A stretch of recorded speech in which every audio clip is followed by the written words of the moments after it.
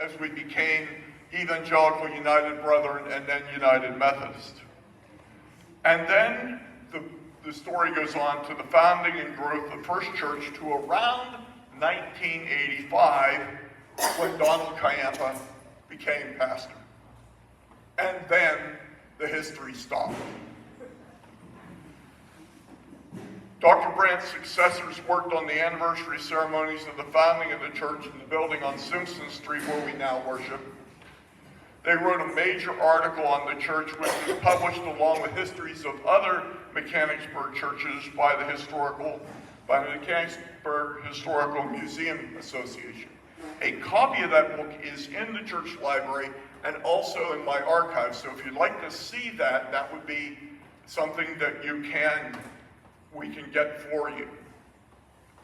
So I believe that the next step was to complete the history of Reverend Ciampa. However, I have no idea how to do this. Through Janelle Paris, a professor at Messiah University and a member of First Church, we found that Messiah University had been doing a similar type project. Therefore, Pastor Mira, Janelle, and I came up with the idea of contracting a Messiah University student to do this work. And then with the grateful assistance of the endowment committee chaired by Bob Word Sr., we were able to obtain a grant to contract with our speaker of the morning, Sophia Snyder, to tell the story of Reverend Ciampa's ministry and to write about some of the ministries of First Church that began at that time. Folks, Sophia was a delight to work with for these past 3 months. She has completed her coursework in history at Messiah University in December and is patiently awaiting her formal graduation ceremony in the next coming weeks. She's helped us find the original sources that we thought disappeared when the computer server issue happened in December, and then with the documents, the interviews with a few members, including Joanne and the Reverend Don Rowe, we were able to develop what you will see this morning. We have to my left, your right, or I guess my right, your left. When you're left-handed, lefts and rights just don't work. We have to the right, in the back, in the right, documents that show Sophia's completed work in a more formal format. What Sophia is going to do to show you today is a more informal and pictorial description of Reverend Ciampa and his ministries and the 1997 addition to First Church, where we are now seated. So let's give Sophia a great First Church welcome.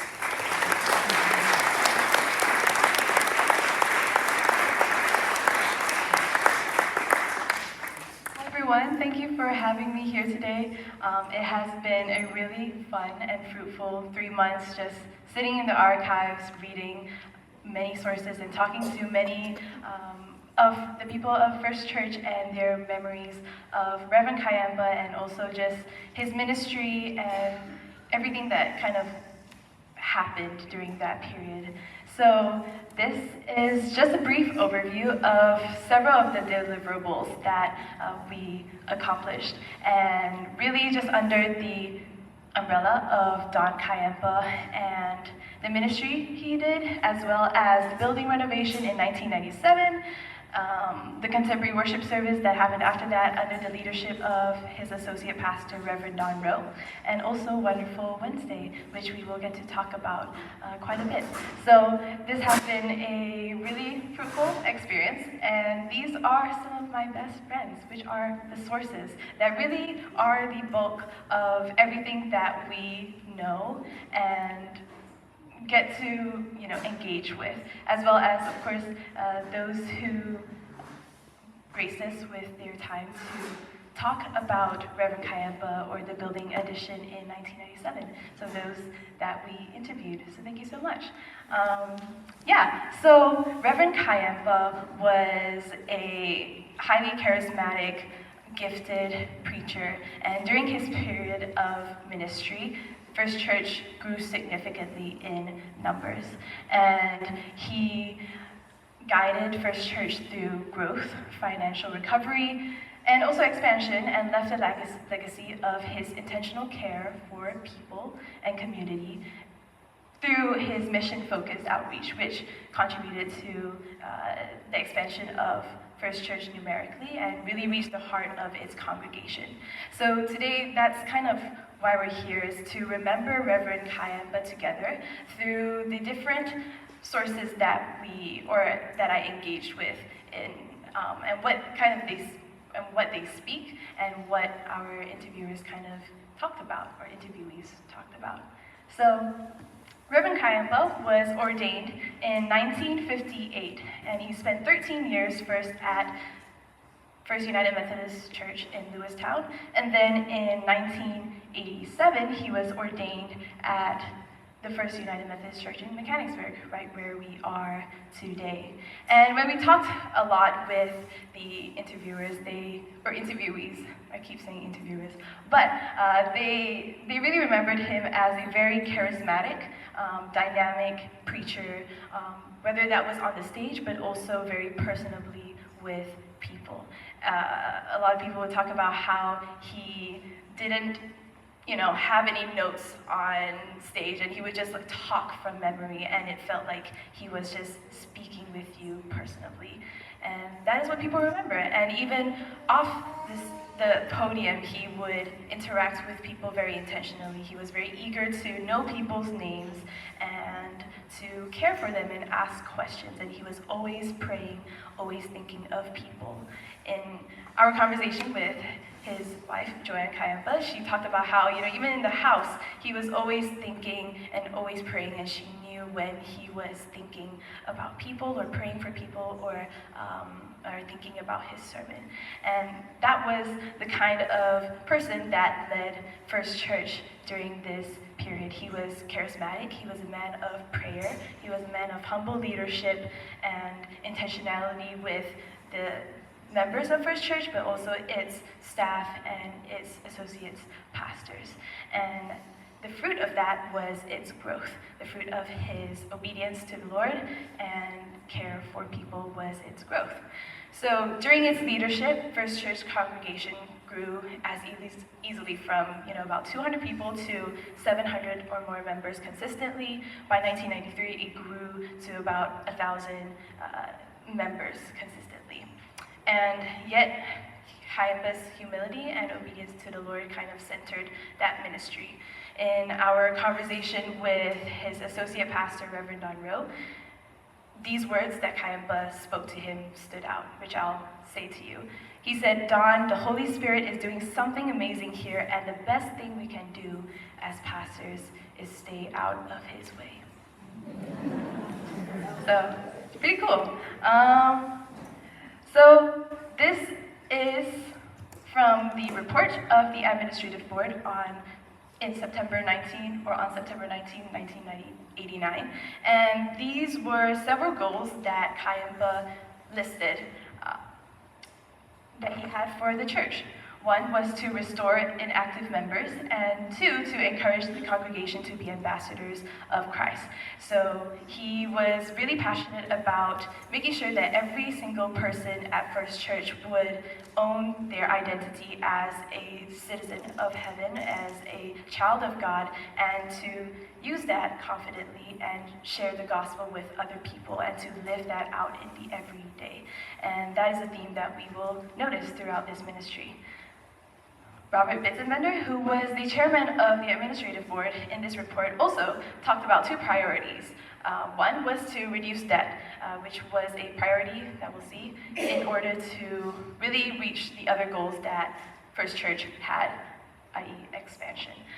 And also, the other goal was to emphasize missions by tailoring their activities to the needs of the congregation and the community. Again, that is a theme that we will notice, which is this mission-minded outreach that First Church was growing in, very much also in the culture of that period.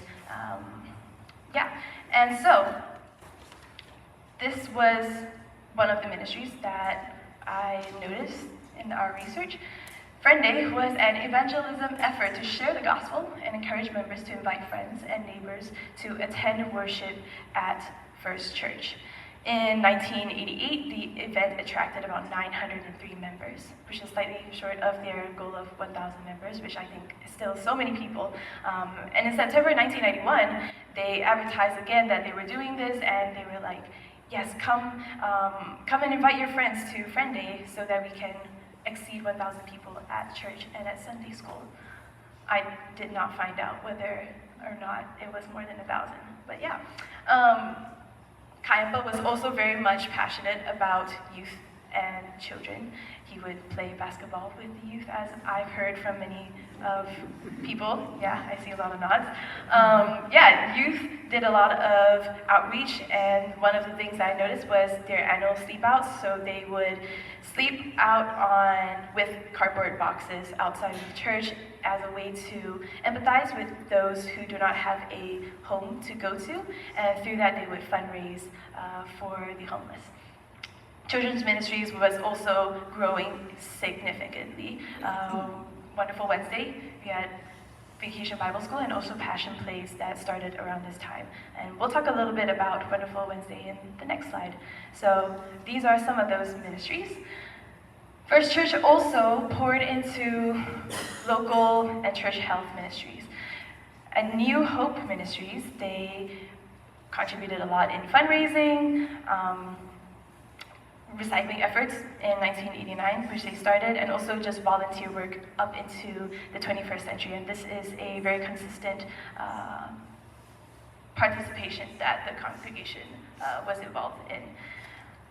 Stephen's Ministries, we talked about this with Debbie Carnes, who was the parish nurse at that time, and this was a program that invited lay leaders of the church to come together weekly and to pray and learn how to support those who were going through very serious situations. And they would do this while still, keeping the privacy of those people who were going through that. And this was one of the ways that First Church kind of reached to the needs of its community within church and outside of that. And you also had the Juniper Tree Pastoral Counseling Center, and this was a counseling service that kind of it was external, but also integrated with First Church under the leadership of Reverend Lucretia and staff member Janet Hensel.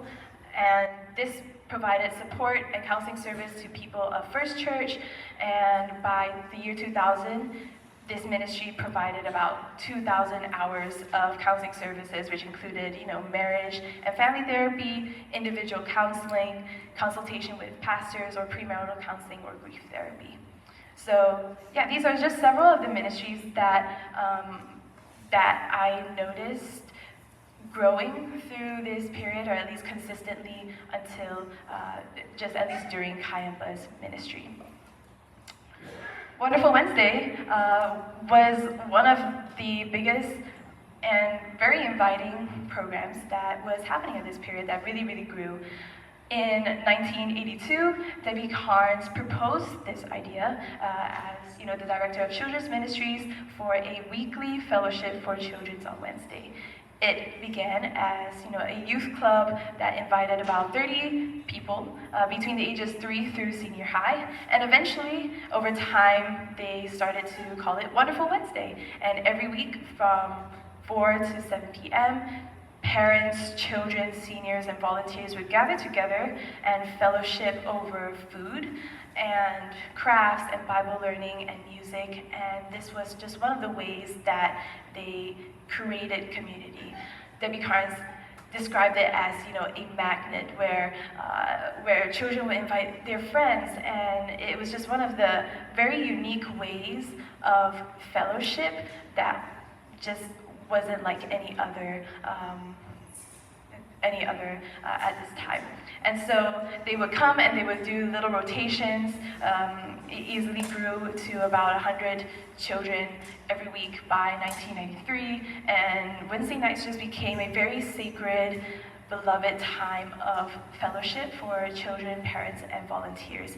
It was really, one of the coolest ways that people could get to know each other across different ages. And I think that is super special.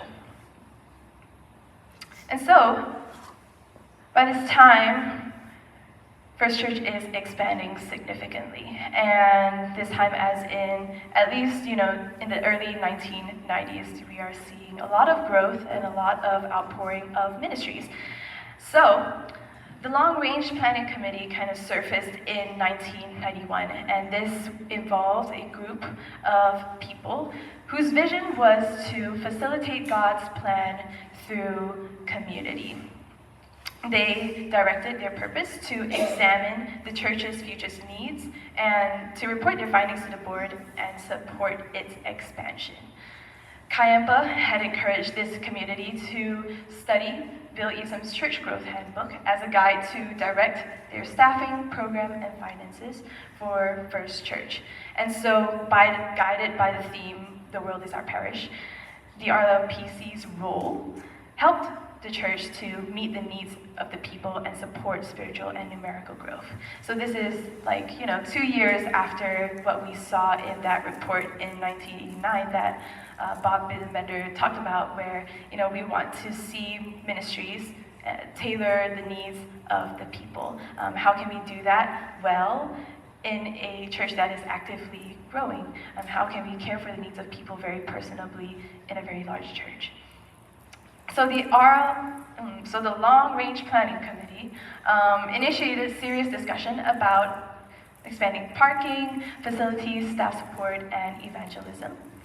And this is a very brief timeline that gives us a perspective of what expansion, or at least the road to expansion, looked like up until the building committee is formed. In 1989, that's when Ciampa is already, initiating discussion about expansion. So he wanted to make the church more, quote, user-friendly, so that visitors could come and feel welcomed in a space where, there is space to park. And that was a priority, and that's what we see over time is a lot of expansion for parking. Debt reduction was also a priority. In 1992, debt was reduced by about $44,000 and through unified payment. And as debt reduced, First Church could pour more into their priorities for expansion physically, just to be financially stable in that way. So, in 1993, the church began dreaming about physical expansion. By this time, the sanctuary was operating at more than 80% capacity. They were easily, hosting about 1,000 members consistently, and they needed more space. So the LRPC detailed, the church growing needs, which were additional staff support, provision of activities and programs, new facilities like an expanded sanctuary, more classrooms, parking spaces, office areas, and the renovation of the kitchen. But out of all of these lists, there were two things that they were really looking for. One was a multi-purpose room where people could come together and host activities just recreationally as a space to be together. And also additional office space as they were expanding staff and also even just looking for an associate pastor at this time, which is Don Rowe. So because of this discussion and these priorities, they started looking, what can we do? In June 1993, they really started considering to purchase the Brethren in Christ building, or which was the Apostolic Church on Marble Street, right here. And that would have been used to be a recreational facility for all ages, and to host meetings, provide additional parking, and use the sanctuary as an all-purpose room. Unfortunately, or fortunately, maybe, this was not the case. Like, this was not desired by most of the congregation. It was just less practical and less desirable to host two separate places as a space of worship. So they decided to expand within the church itself, and by 1994, in April, the building committee is formed, which consists of 12 individuals, just of different areas of the church's ministry, to provide perspective on how can we expand this church, and just leading that discussion overall. So leading up to the expansion, we needed to fundraise. They got money through fundraising, bidding, financial contributions from church staff and the congregation through advance commitments and pledge cards.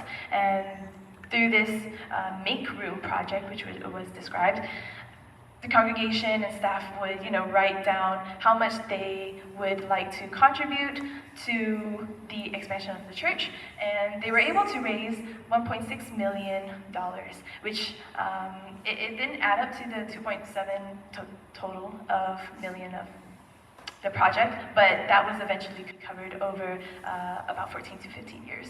And so that was the process.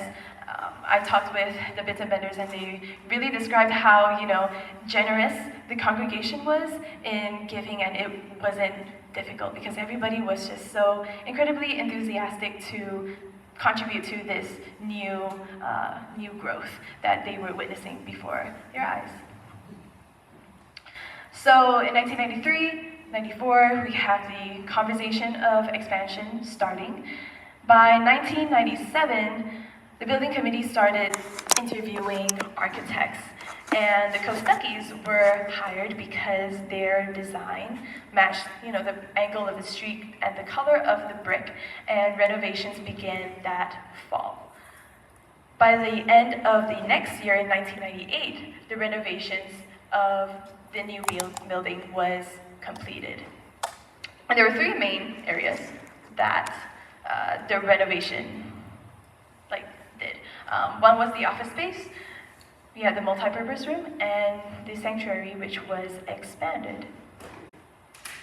So in the fall of 1997, the project started with demolishing the parsonage, and they demolished this to create new space for the office space, and at this time they rented the Mechanicsburg Library to host as additional office space at this period.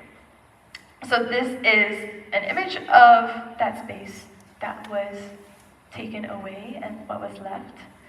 And then you have the office space, so you'll see that was the parsonage, and that is the process of what that is. That's right, to our right. And then you see the multi-purpose room in process. And this is the main entranceway, right over there to our left, that connected the old building with the new one. It's a very pretty skylighting perspective. And then this is the multi-purpose room. This is not a picture of the renovation process, but this is how it was used.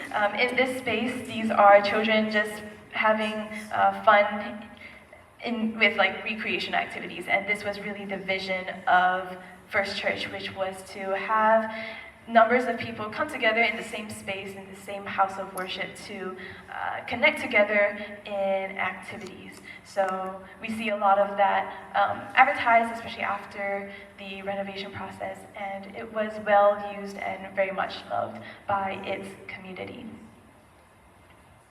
Then you have the sanctuary that was expanded. To the right is an image that isn't labeled, so we don't really know what is going on, but we know that it's probably Christmas time because there is a Christmas tree. But that gives you an idea that that wall right there was lifted. There was a wall that divided the sanctuary with the Sunday school auditorium, and so that kind of just gave more space to host 1,000 people. And to the left is the process of the renovation. So in June 1998, 2 stained glass windows had been relocated. And at this time, in this month, the McLaughlin property, which were houses by the church's building, that was eventually demolished and used for 17 additional parking spaces. So by that month, about 60 to 80% of the project was completed. And by October 1998, several locations and renovations were completed. So you had the flooring of the multi-purpose room was done. There was additional chairs, the sanctuary staining was completed, we had carpeting, choir lofts, and restroom all renovated. And volunteers assisted with the painting of the walls. So it was a very much collaborative movement in this renovation. And in addition to these spaces, the church included air conditioning, and an elevator was included right behind there. And during reconstruction, a stairway by the elevator was added, which hadn't been part of the original blueprint. It was essentially hand dug, as said, in the middle of construction, just because it was spontaneously included in the process. So in April 18th, 1999, this was a consecration ceremony for the new building. These images, again, they weren't labeled, but they were in the files of new building addition. So we can assume to an extent that this is probably that consecration ceremony that occurred, which included people from the First Things First worship services, choirs, and children worshiping together to celebrate the addition of this new building and to dedicate it to the Lord. So they worshiped with various choir groups and this worship band with multimedia, and its preacher, Reverend Sharon Davis Halderman, led the congregation into a prayer of dedication. And I'll just read this script of prayer from that, and she says, "By the power of your Holy Spirit, consecrate this house of worship. Bless us and sanctify what we do here, that this place may be holy for us and a house of prayer for all people." So after this service, we have the cornerstone laying. This is Don Ciampa and Reverend Rowe standing outside with a hollow cornerstone that it says 1997, and inside they put some historical artifacts and memorabilia, and they put it into the building together.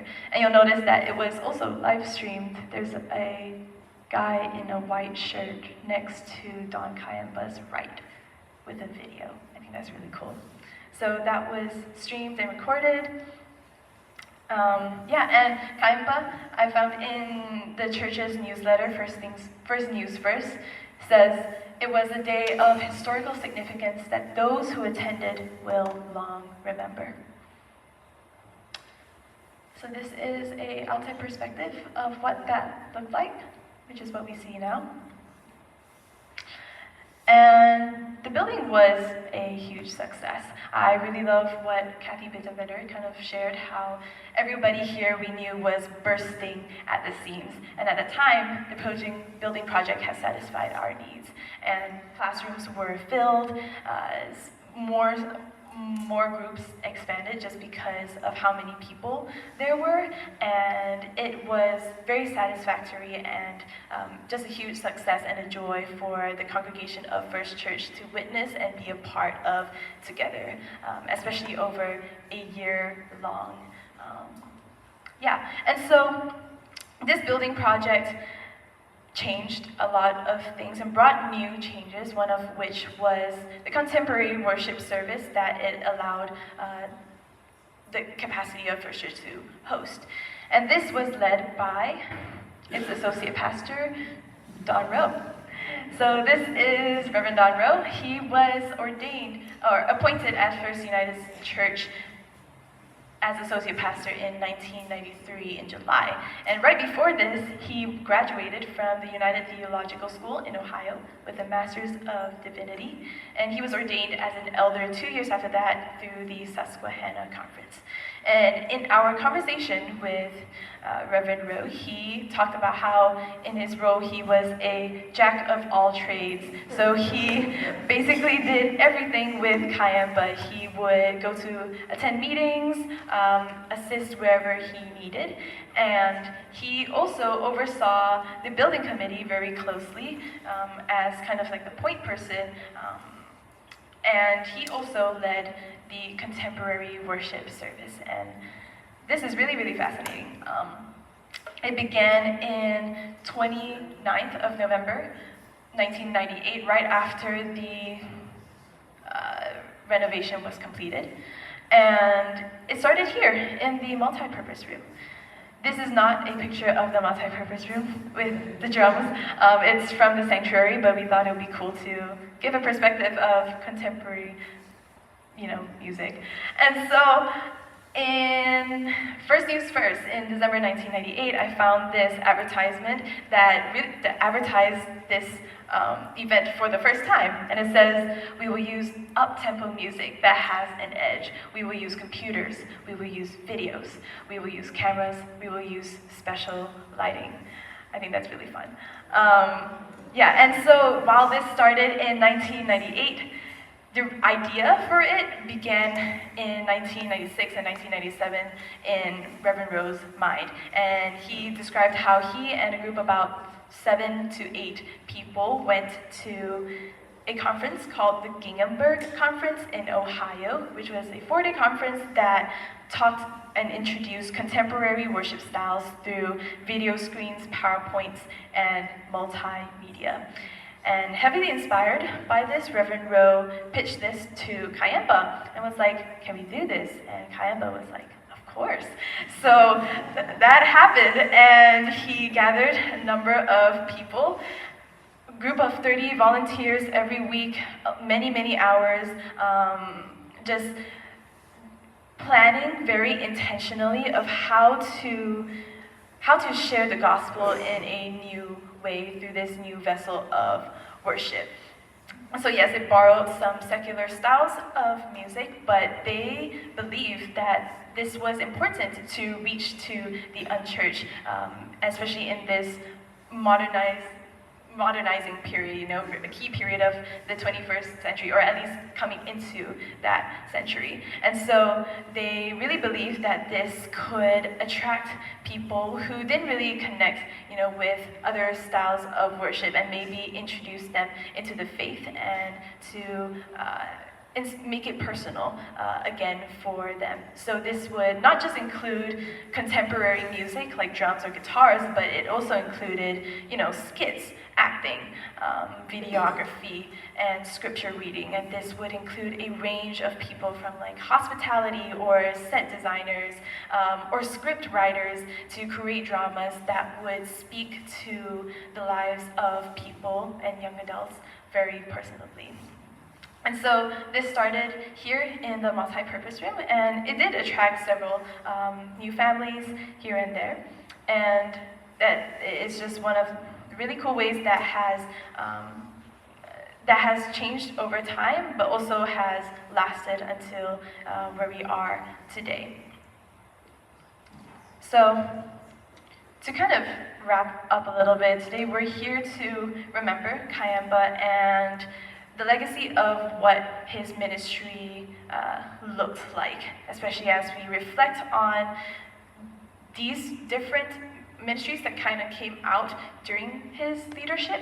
In June 2004, this was a celebration of his ministry and his wife, Joanne Ciampa.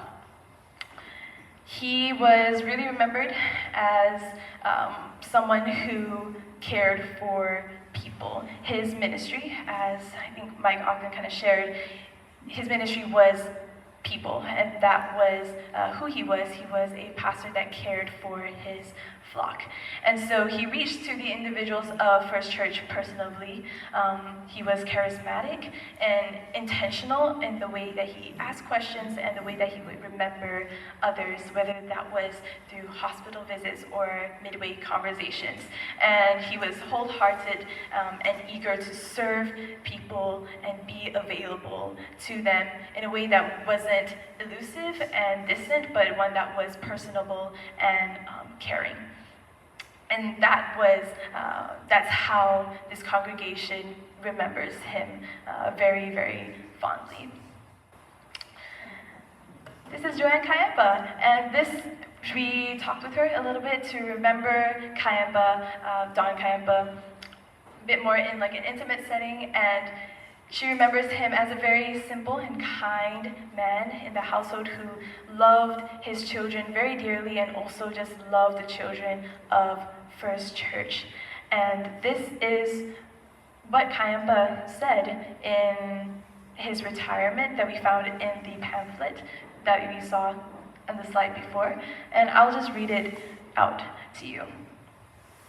Being a pastor is not what we do, it is who we are. To be with people at the most significant times of their lives, to have children to love and teach, to have the privilege of sharing the Word of God week after week, and to, by way of great grace, represent Christ in this world. All this is more than anyone could ask. So I hope this kind of gives you an idea of who Don Ciampa was, and maybe we knew him, maybe we didn't.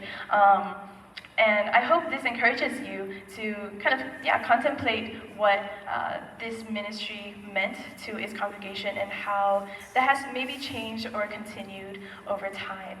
And I hope that's encouraging to you and is fruitful to you as it has been for me in this, learning process. So it has been a really wonderful time. Thank you to Al for helping me throughout this process, to Pastor Mira for letting me be here and just greeting me so kindly every time I talk to her, and for the endowment committee for making this happen, and also to our friends and people that we interviewed who graced us with their time and effort to share about the church's history. So thank you so much. Yeah.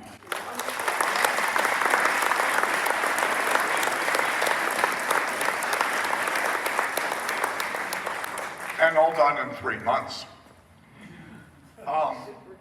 It looks pretty good, doesn't it? If there's mistakes, they're mine. If there are things that you love, they're hers. I will tell you, she worked very independently because, I'll be honest with you, I have my grandkids full time. So she and I get together for a couple hours about every other week, and we'd talk for a while, and I'd read stuff back and forth, and I'd comment on it, and she'd rework it again, and we'd go back and forth, and that's how this sort of all came together. And let me tell you, there's no AI in this project. There couldn't be, because when the server got dealt with in December, the first thing that Sophia and I did was literally go through the closets in this building, and we found the charge conference reports, and we found the administrative board reports, and we found the newsletters. We found everything that we needed to do this except for the bulletins, and they have somehow disappeared. But with all that, we were able to produce what you saw this morning. We were happy to have pictures. Some people donated some pictures, which we have scanned so that we have them permanently now in our archives. So it's been a great, great project. So we're going to take some questions if you have any, so feel free to ask, and we'll see what we can do to answer them. Okay, we'll start right here. I don't have a question, but I'm always impressed by the fact that he not only being a minister, he was an excellent carpenter and built his own home. Yes. And that is something that we need to understand a little bit more, because when he decided to build the home, that allowed Don Rowe to move out of an apartment and into the manse on Darla Street. And that gave him a permanent home for when he retired for a long period of time, because for Don, retirement was a name only. Because he went to Shepherdstown and served there, and he was at Allison and served there.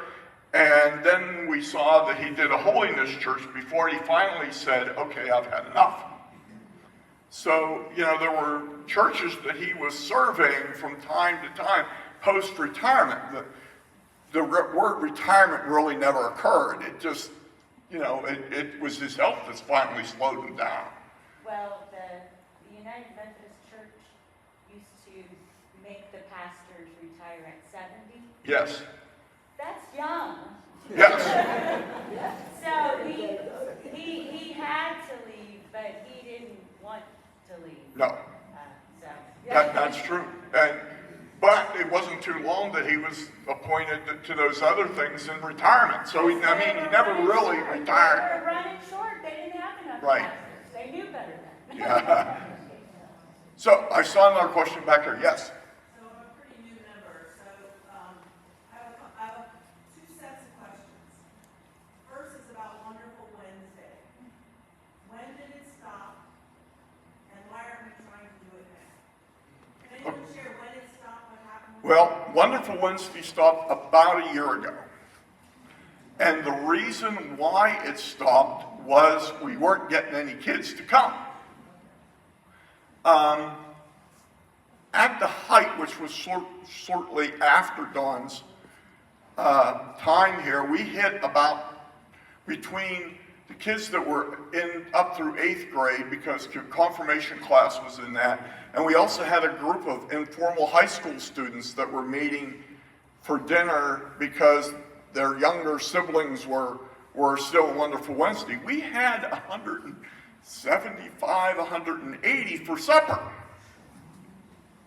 That's, folks, and when we started Wonderful Wednesday, we hand washed all the dishes. I know, I've got dishpan hands to show it. And so, one of the members said, I've had enough of this, and went and found us a dishwasher, which is now downstairs, and allowed us so we didn't have to spend until 7:30 in the evening washing dishes because we had all these kids. Because we're pretty much using the China dishes, as I see a nod here from our Shade in the back. So, that was and then as time grew on, a couple of things happened, we think. One is that children had more things happening in the evenings, and we had harder times recruiting children. So we would move the start time of Wonderful Wednesday to later in the year, when daylight saving time started to sort of end, like the 1st of October. We also found that parents were so busy that they couldn't, till they got home, and the kids were getting home, and homework and everything else, they just found that they just couldn't come. And that's what sort of killed Wonderful Wednesday a little bit. I look around this room, and I look around on Sundays. Look at all of us. Almost all of us have gray hair, right? Or if you don't, you're dying it, right? I don't, but I'm bald. The future of our church is in the youth, and we just need to do something. Yes. And it's a different time. Katie and I have had those conversations about that as to what to do. We find that we did that Easter and Christmas presentations. We had about 75 or 80, but we found that most of them, when Katie does an additional invite or additional invites, the parents say we're not coming, or don't, and I don't know. I'll be honest with you. I am just as concerned. And the administrative board has talked about this. How do we get kids to church? How do we get families to church? And you saw last week what we did. We started with that packet that we put together, asking you guys to help us do that. I will say that we're slowly growing again, but it's a different growth. I didn't mean to make this. No. This is a good conversation. So my other set of questions in regard to the renovation itself, because I'm a very visual person and there weren't enough pictures of that. Oh, and let me tell you, we pulled all the pictures out that we have. So if you guys have pictures that are floating around in your homes, it's time to get them to me and I will scan them and get them back to you. Where's Debbie Carnes? Debbie, your pictures are in your mailbox. Okay. So is the new part is from this hallway all the way over? Okay, let me explain sort of what happened a little more geographically. Across the hall here is the 1962 edition. This archway here that we put in links the 1962 edition to this edition. This edition has the multi-purpose room, the offices for the staff, that one conference room that Pastor Mir is using this morning for the new member class. We renovated the space out here, and that wall that you see, that brick wall that you see in the far end, begins the 1911 edition. And the basement underneath this, that if somebody was standing and I just did that, you would hear me jumping up and down because that's the classrooms underneath. Upstairs, there's no upstairs to this part of the facility. There's the balcony archway that goes between the Sunday school staff and the 1962 edition. Okay? And the other thing that happened was we had pictures of 1955 at an Easter service of the sanctuary being the Sunday school auditorium, which is the green chair section, and the sanctuary being opened. And sometime, and everybody can't tell me when, we closed that. From Mike, help me here. The issue was we think the building was sagging a bit. Yeah, it was a structural issue. And so I'm going to ask Mike to help me a little bit with this as I go, because we interviewed Mike extensively because he was the sort of helpful engineer to the church on this project.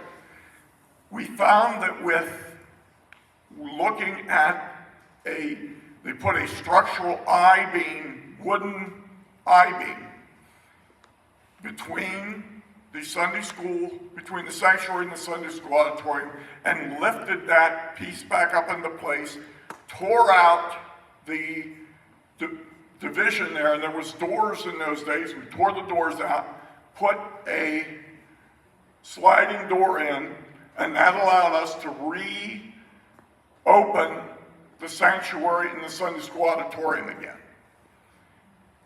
And that made a big difference. And then the parsonage was here on the parking lot?